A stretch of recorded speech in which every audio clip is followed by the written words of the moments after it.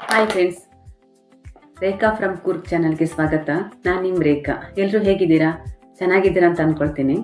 ಇವತ್ತು ನಾನೊಂದು ಒಳ್ಳೆ ಅದ್ಭುತವಾದ ಪ್ರಾಡಕ್ಟ್ನ ರಿವ್ಯೂ ಕೊಡೋಣ ಅಂತೇಳಿ ಬಂದಿದ್ದೀನಿ. ಯಾವುದಪ್ಪ ಅಂತಂತ ಹೇಳಿದ್ರೆ ವಿಶ್ವರಕ್ಷಾ ಹರ್ಬಲ್ ಸೀಗೆಕಾಯಿ ಪೌಡರ್ ಮತ್ತು ಹರ್ಬಲ್ ಹೇರ್ ಪ್ಯಾಕ್ ಪೌಡರ್. ಇದು ಕೂಡ ವಿಶ್ವರಕ್ಷಾ ಆಗುತ್ತೆ. ಇವತ್ತಿನ ದಿನಗಳಲ್ಲಿ ಪ್ರತಿಯೊಬ್ಬರು ಎದುರಿಸ್ತಿರುವಂತಹ ಸಮಸ್ಯೆ ಅಂತ ಹೇಳಿದ್ರೆ ಹೇರ್ ಫಾಲ್ ಸಮಸ್ಯೆ.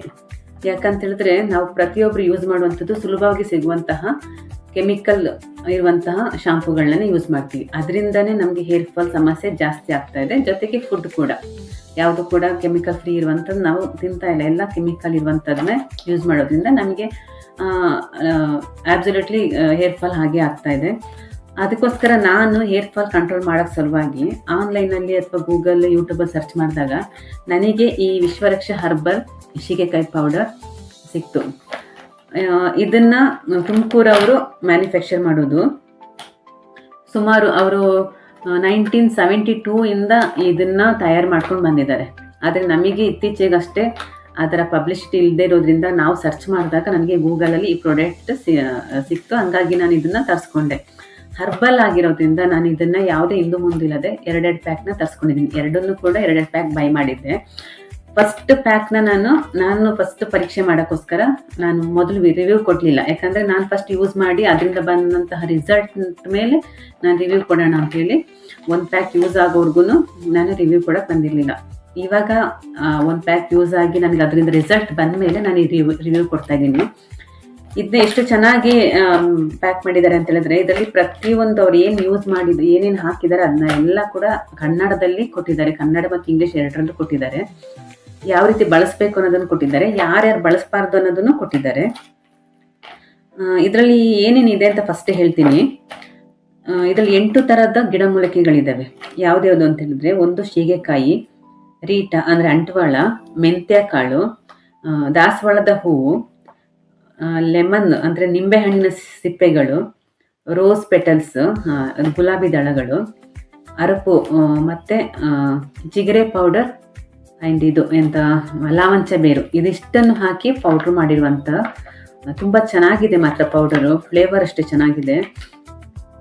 ಇದರಲ್ಲಿ ನಮ್ಮ ಕೂದಲಿಗೆ ಬಳಕೆ ಉಪಯೋಗಗಳು, ಕೇಶರಕ್ಷಾ ಸೀಗೆಕಾಯಿ ಪುಡಿಯ ಬಳಕೆ ಉಪಯೋಗಗಳು ಅಂತಲೂ ಕೊಟ್ಟಿದ್ದಾರೆ.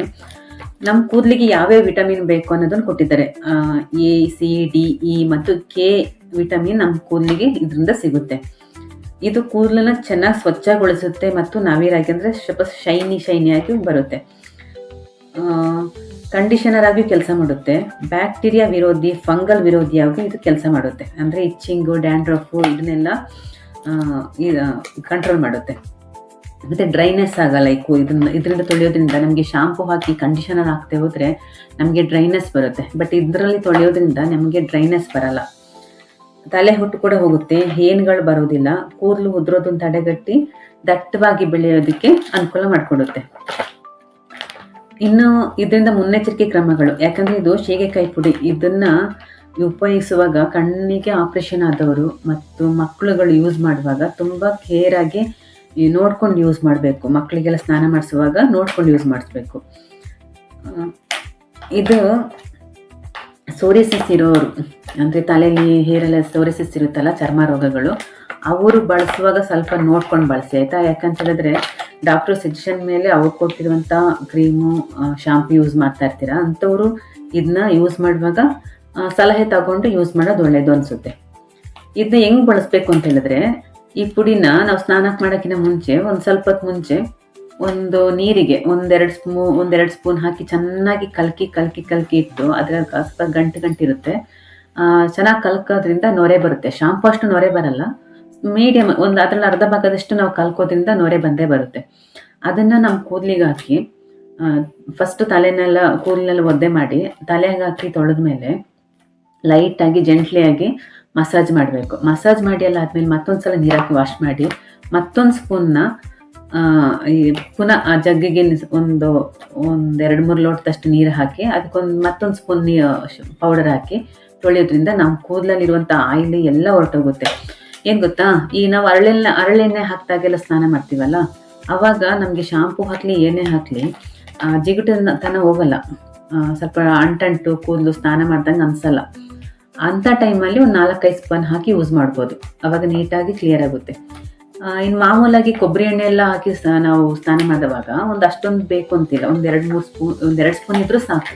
ನಾನು ಹೇರ್ ವಾಶ್ ಮಾಡ್ಕೋಬೋದು, ಕ್ಲೀನಾಗಿ ಆಗುತ್ತೆ. ಇದನ್ನ ನಾವು ವಾರದಲ್ಲಿ 2 ಸಲ ಮಾಡ್ಕೊಂಡ್ರೆ ಸಾಕು. ದಿನಾ ಸೀಗೆಕಾಯಿ ಹಾಕಿ ತೊಳಿಬೇಕು ಅಂತೇನಿಲ್ಲ. 2 ಸಲ ಹಾಕಿ ತೊಳೆದ್ರೆ ಕೂದಲು ಚೆನ್ನಾಗಾಗುತ್ತೆ, ಡ್ಯಾಂಡ್ರಫು ಹೋಗುತ್ತೆ. ಯಾಕಂದರೆ ಇದು ಕೆಮಿಕಲ್ ಫ್ರೀ, ನಾವು ಯಾವುದೇ ಭಯ ಇಲ್ಲದೆ ಯೂಸ್ ಮಾಡ್ಬೋದು. ಸ್ಟಾರ್ಟಿಂಗ್ ನಾನು ಯೂಸ್ ಮಾಡಿದಾಗ ನನಗೆ ಅಷ್ಟೊಂದು ರಿಸಲ್ಟ್ ಬರಲಿಲ್ಲ. 1-2 ತಿಂಗಳಾದಮೇಲೆ ನನಗೆ ಒಳ್ಳೆ ರಿಸಲ್ಟ್ ಬಂತು. ಹೇರ್ ಫಾಲ್ ಕಂಟ್ರೋಲ್ ಆಯಿತು, ಕೂದಲು ಡ್ರೈ ಆಗೋದು ತಪ್ಪಿತು, ಡ್ಯಾಂಡ್ರಫ್ ಕಂಟ್ರೋಲ್ ಆಯಿತು. ನಾನು ಮಾತ್ರ ಅಲ್ಲ, ನನ್ನ ಮಕ್ಕಳಿಗೆ ಕೂಡ ಇದು ಯೂಸ್ ಮಾಡ್ತಾ ಇದ್ದೀನಿ. ಆ್ಯಂಡ್ ಇದು ಹೇರ್ ಪ್ಯಾಕು, ನಾವು ಮೆಹಂದಿ ಪೌಡರ್ ಎಲ್ಲ ಪ್ಯಾಕ್ ಹಾಕ್ಕೊಳ್ತೀವಲ್ಲ ಅದೇ ಥರ. ಇದಕ್ಕೊಂದು ಸ್ವಲ್ಪ ಒಂದು ಎಗ್ನ ಚೆನ್ನಾಗಿ ಮ್ಯಾಶ್ ಮಾಡಿ ಅದಕ್ಕೆ ಇದನ್ನ ಮಿಕ್ಸ್ ಮಾಡಿಕೊಂಡು ಒಂದು ಸ್ವಲ್ಪ ಹೊತ್ತು ಬಿಟ್ಟು ಹೇರ್ಗೆಲ್ಲ ಹಾಕಿ ಒಂದು 2 ಅವರ್ಸ್ ಆದಮೇಲೆ ಸ್ನಾನ ಮಾಡೋದ್ರಿಂದ ನಮಗೆ ಒಳ್ಳೆ ಪ್ಯಾಕ್ ಸಿಗುತ್ತೆ, ಕೂದಲಿಗೆ ಒಳ್ಳೆ ಪೋಷಣೆ ಸಿಗುತ್ತೆ.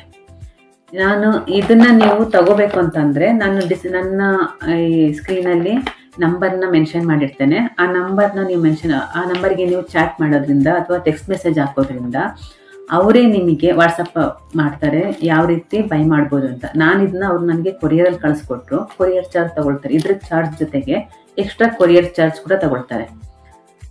ಒಳ್ಳೆ ಒಂದು ನ್ಯಾಚುರಲ್ ಆಗಿರುವಂಥ ಹರ್ಬಲ್ ಪೌಡರ್ ಪ್ರತಿಯೊಬ್ಬರು ಉಪಯೋಗಿಸಿ ನಿಮ್ಮ ಹೇರ್ ಫಾಲ್ ಸಮಸ್ಯೆನ ದೂರ ಮಾಡಿ ಅಂತ ನಾನು ಹೇಳ್ತಾ ಇದ್ದೀನಿ.